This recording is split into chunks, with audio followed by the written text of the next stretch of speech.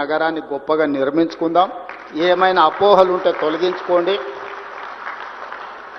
ప్రోయాక్టివ్గా react అవ్వండి, ఒక positive నరేషన్ని build చేయండి. రియల్ ఎస్టేట్ ఈజ్ ఫైనల్గా ఒకటే మాట చెప్తున్నారు, రియల్ ఎస్టేట్ ఈజ్ సెంటిమెంట్.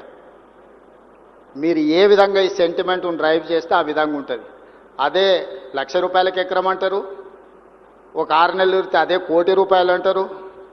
ఆ ₹1,00,00,000 100 కోట్లకు కూడా పోయింది.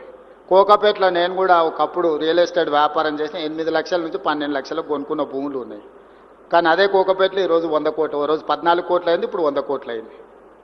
భూమి అనేది ఒక సెంటిమెంట్, రియల్ ఎస్టేట్ అనేది ఒక సెంటిమెంట్. ఆ సెంటిమెంట్ను మీరు ఎంత పాజిటివ్గా ముందుకు తీసుకెళ్తే మీకు అంత ప్రయోజనం ఉంటుంది.